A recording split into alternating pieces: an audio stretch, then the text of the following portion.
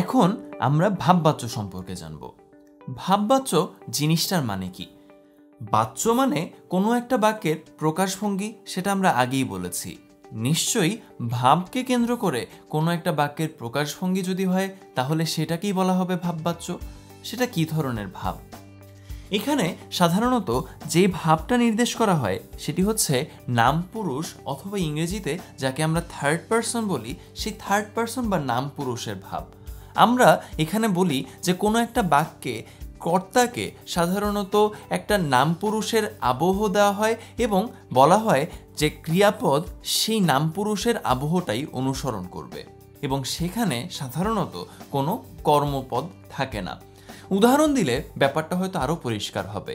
আমরা দেখি প্রথম উদাহরণেই আজকে আমরা এখানে আইডেন্টিফাই করছিলাম যে আমার খাওয়া হলো না। আমার খাওয়া হলো না এটা হঠাৎ করে কিভাবে আমি বললাম? স্বাভাবিকভাবে হয়তো আমি বললাম যে আমি খাই না অথবা আমি খাইনি।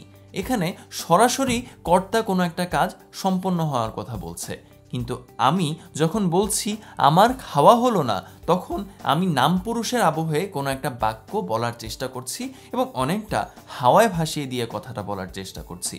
সুতরাং আমার খাওয়া হলো না যখন বলছি, তখন সেটা যেহেতু সরাসরি কোনো কর্তার কাজ না, সরাসরি কর্মপদের অনুসারীও না, তখন নিশ্চয়ই সেটা অন্য কিছু। এই অন্য কিছুটাই হলো ভাববাচ্যের প্রকাশভঙ্গি।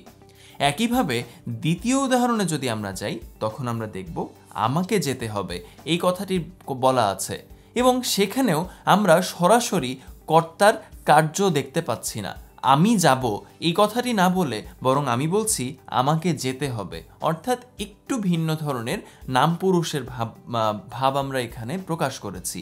সুতরাং এখানেও আমরা বলতে পারি যে এখানে যেহেতু নাম পুরুষের আবহ তৈরি হয়েছে, সুতরাং এটিও ভাববাচ্য।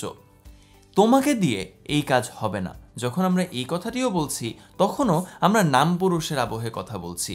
আমরা বলছি না তুমি এই কাজটি করবে না, বরং আমরা একটু হাওয়ায় ভাসিয়ে দিয়ে কথাটি বলছি, তোমাকে দিয়ে এই কাজটি হবে না। যখন এইভাবে বলার চেষ্টা করছি, তখনই তো আমরা বলছি যে ভাববাচ্য তৈরি হয়ে গিয়েছে, অর্থাৎ বাচ্যের একটা বিশেষ ধরনের প্রকাশভঙ্গি আমরা পেয়ে গিয়েছি। সুতরাং এখান থেকে আমরা বুঝতে পারছি ভাববাচ্যে কোনো কর্মপদ সাধারণত থাকে না, এবং সেখানে কর্তায় সাধারণত ষষ্ঠী, দ্বিতীয়া অথবা তৃতীয়া বিভক্তি হয়। ঠিক যেমনটি আমাদের প্রথম বাক্যে হয়েছে, এবং আমরা দেখতে পেয়েছি আমার খাওয়া হলো না বলছি, তখন সেখানে ষষ্ঠী বিভক্তি হচ্ছে।